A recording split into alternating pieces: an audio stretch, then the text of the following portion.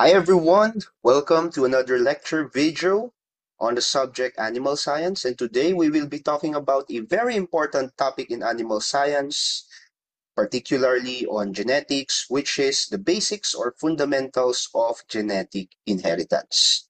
So later on, we will be talking a lot about genotype, phenotype, dominant and recessive genes, and the three major types of genetic inheritance. So buckle up kasi ang dami nating matututunan ngayon na magagamit nyo sa inyong review or magagamit nyo sa inyong pag-aaral ng animal science. So let's start off by defining what genetic inheritance is. Now, simply speaking, genetic inheritance is the process of how traits are passed from parents to their offspring. Paano ba namamana ng mga offspring ng hayop yung traits ng kanilang mga magulang?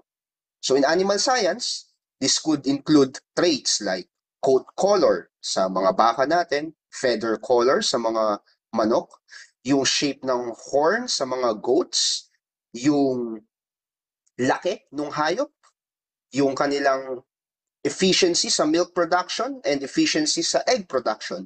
Those traits, we will be thinking about paano kaya yun na ipapasa sa kanilang mga anak. Now, this is very important kasi some of the traits ng mga magulang ay kaaya-ayang traits. It is economically valuable na kailangan nating i-propagate sa mga susunod nilang mga magiging anak. Kumbaga, para continuous yung ating production ng particular trait na yun that would solve or that would satisfy yung pangangailangan ng mga consumers economically speaking.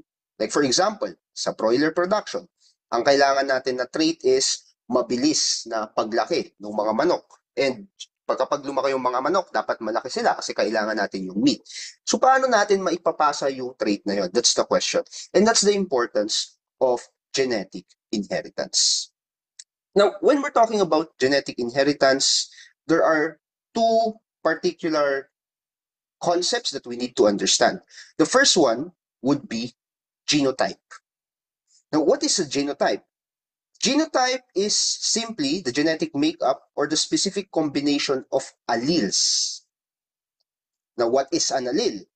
It is a specific version of a gene. Now, mag-zoom out tayo kasi medyo technical itong term na to.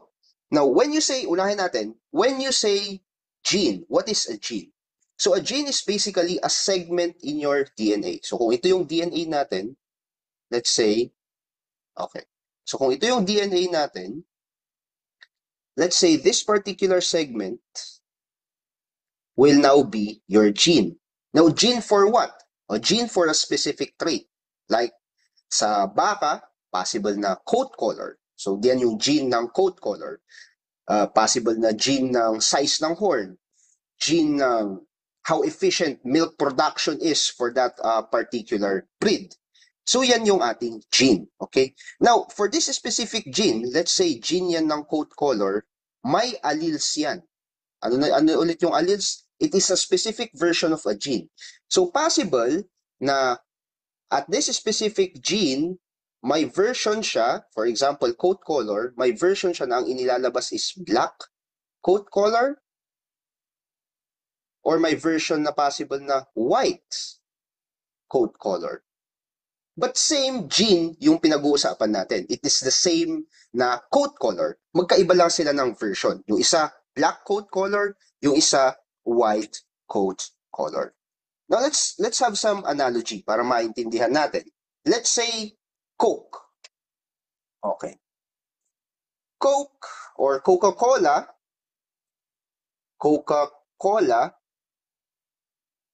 yan yung gene natin. Okay? Now, itong Coke and Coca-Cola na gene, may mga kanya-kanyang alleles yan. One possible allele is siguro Coke regular. Diba? Another one would be Coke Zero. So all Coke, yun lang, may kanya-kanya silang version. So this would be your gene. If we use an analogy, the Coca-Cola will be your gene, and the different types of Coca-Cola will be your allele. So same with my example of coat color. So coat color, yan yung gene natin. Okay? And it could be either black or white allele. Okay? So balik tayo dito.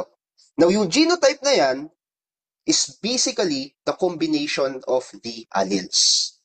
Mostly kasi, yung gene natin, it is composed of two alleles. Okay? Or a combination of an allele.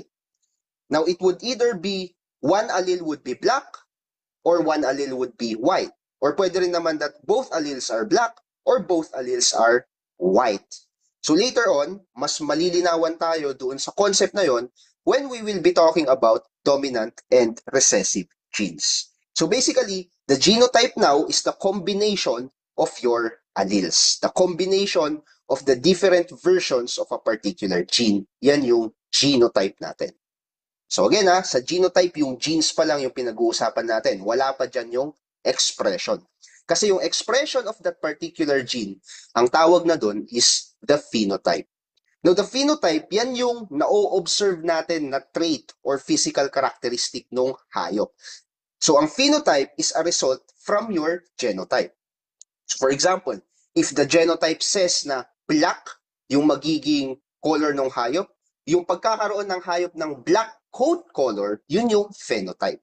Okay? Yung nakikita natin, yung nagmamanifest na trait, yan yung phenotype. So yun yung difference between genotype and phenotype. When we say genotype, we're just merely talking about the gene itself, okay? The combination of the allele. The phenotype now, that is now the manifestation of that particular trait or the observable trait or the observable characteristic of your animal. Now let's talk about the concept of dominant and recessive genes. Particularly, yan ay under the discussion of genotype na napag-usapan natin kanina. Now, in animals, certain traits are controlled by your dominant or recessive genes. Now, what is a dominant gene?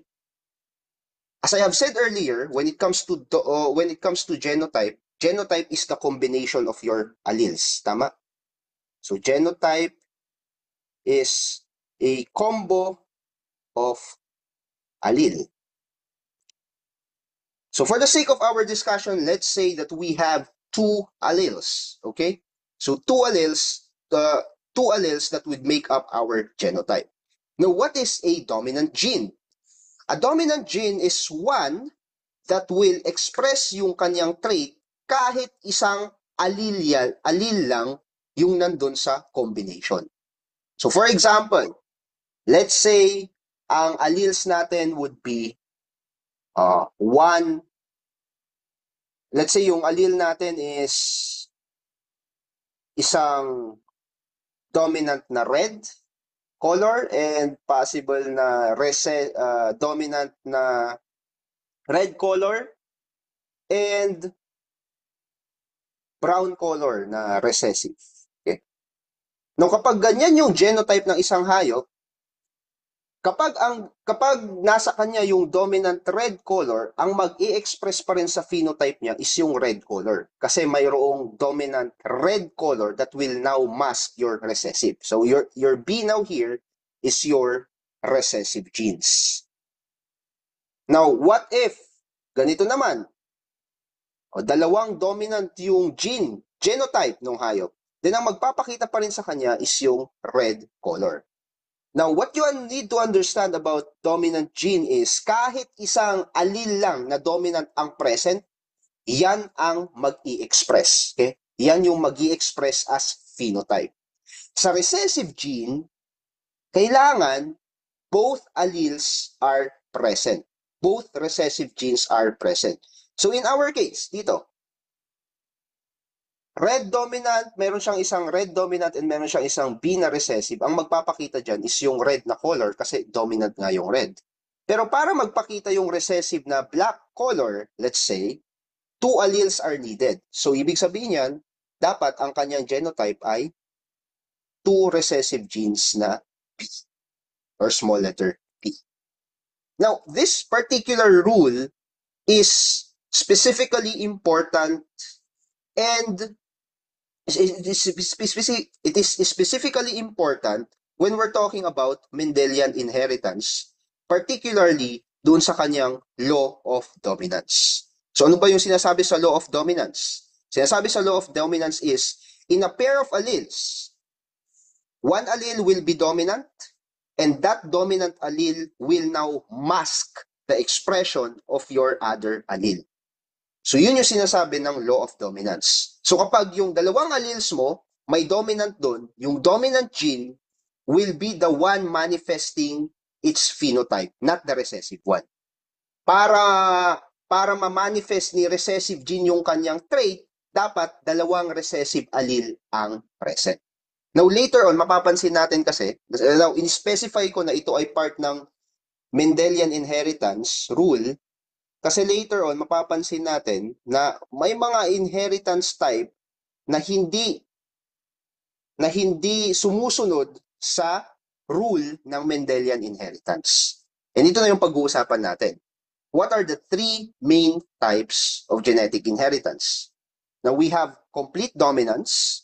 We have complete dominance, which follows the rule of Mendelian inheritance. And we also have codominance and incomplete dominance, which do not follow the rule of Mendelian inheritance. Kaya non-Mendelian inheritance yung tawag sa genetic inheritance type na ito. Now, complete dominance, yan yung na-discuss na rin natin kanina when we're talking about dominant and recessive gene. So babalikan ko lang. When we say complete dominance, ito ay isang genetic inheritance kung saan one of your genes, the dominant gene, will mask the expression of your recessive gene. And in order for your recessive gene to manifest yung kanyang phenotype, kailangan niya ng dalawang recessive alleles. Now, para mas maintindihan natin, tignan natin siya using a matrix. Alright? So, let's say, magbi-breed tayo ng dalawang hayop. The first one would be a homozygous dominant red cow. So, ano ibig sabihin na isang homozygous dominant? Now, with the word homozygous, ibig sabihin, yung kanyang gene is a combination of two dominant alleles. Okay? Yun yung ibig sabihin ng homozygous dominant. Dalawang dominant alleles ang present sa hayop na ito. In our case, ang present sa ating cow ay dalawang red dominant gene. Now, kapag sinabi mo namang homozygous recessive, dalawang recessive gene ang present doon sa ating hayop. Dalawang recessive allele ang present sa ating hayop. So in our case, kapag ang white color is a recessive gene, ang mayroon sa ating hayop ay dalawang white alleles. Now kapag nag-breed yung mga yan, we could conclude na yung magiging offspring nila are heterozygous. Heterozygous means one dominant and one recessive. So ang homozygous, parehas. So either that be homozygous dominant, parehas na dominant allele, or homozygous recessive, parehas na dominant recessive, or heterozygous, wherein one allele is dominant and one allele is recessive. So if we're going to plot yung kanilang magiging offspring, we know that for this one, yan ay RW. So heterozygous siya kasi meron siyang meron siyang dominant red color and recessive white color. For this one, parehas. RW din yan. For this one, parehas din. RW. And for this one, RW as well. So if we're going to look at its genotype ratio ng mga offspring, ilan ang magiging offspring nila na may dominant red color? Wala, di ba? So dominant homozygous red na color, wala. How about heterozygous? Magkakaroon daw ng 4. O how about heterozygous? How about homozygous recessive? Yan. Wala rin. So walang offspring na homozygous recessive, walang offspring na homozygous dominant, lahat sila ay puro heterozygous. So yan yung magiging genotype ratio nila, 0:4:0. Ano naman yung magiging phenotype nila? So ano yung ma-express na coat color? So ano yung ma-express na coat color sa RW na to? O syempre, may dominant gene siya yan na red. So kapag nandun yung dominant na red color, that would be red yung magiging hayop natin. So same is true with this one. RW heterozygous, may dominant pa rin. So red pa rin yung magiging color ng hayop, red and red. So na ibig sabihin yan, ang phenotype ratio niya would be 4 sa hayop mo, red pa rin ang kulay and walang whites. Okay? Now tignan naman natin, let's say itong mga anak nila na heterozygous, pinag-breed natin. So meron tayong isang heterozygous here, isang heterozygous dito. Ano ulit ang heterozygous? Yung kanilang genotype is a combination of two variants of allele. So mayroon kang dominant na red and mayroon kang recessive na white. Same is true with here. Now tingnan naman natin, ano yung magiging genotype ng magiging offsprings nila. So for this particular quadrant, ang magiging genotype would be RR. So combination of this and this. Oh, how about this? Meron kang dominant R, meron kang dominant red, and recessive white. Yun yung magiging genotype niya. How about dito? Magkakaroon ka ng dominant na red, dominant R, and recessive white as well. O how about dito? Sa quadrant na to, magkakaroon ka ng dalawang recessive gene. So ang genotype ratio niya, ilang homozygous dominant ang mapapansin natin? Ilan? Isa, di ba? Isang homozygous dominant, ilang heterozygous? Dalawa. Okay? Ito, 1 and 2. So dalawang heterozygous dominant and ilang homozygous recessive. May isa tayong homozygous recessive. So yan yung magiging genotype ratio niya, 1:2:1. How about the phenotype or the physical manifestation of these genes? So dito, dahil both are dominant red, automatic, red na ang kulay niyan. O dito naman, heterozygous, pero andun pa rin yung dominant na red allele, red pa rin ang kulay niya. Same is true with this. Meron pa rin yung dominant na R that would mask the expression of your white gene. So red pa rin ang magiging kulay niyan. Pero dito sa fourth quadrant, dahil dalawang recessive ang mayroon, walang dominant na red gene or red allele, white na ang magiging kulay ng ating hayop. So in terms of its phenotype, mayroon kang tatlong red na coat color and then mayroon kang isang white coat color. So yan yung concept ng complete dominance if we follow the Mendelian rule of inheritance. Na kung saan ang sinasabi niya, your dominant gene, your dominant allele will mask the expression of your recessive allele. And in order for your recessive allele to manifest itself, kailangan niya ng two recessive alleles. So that's the concept of complete dominance. Puntahan naman natin yung genetic inheritance that is not following the Mendelian inheritance rule. Unahin natin yung co-dominance. So sa co-dominance, both of your alleles are expressed, okay? So for example, yung hayop natin na red and white coat. Kapag sinabi nating co-dominance yan, so mayroon siyang red na allele and mayroon siyang white na allele, mag-e-express both of these colors. So mapapansin natin yan sa ating cow na mayroong rowan coat color. Roan coat color. So ibig sabihin yan, doon sa kanyang coat, may kulay red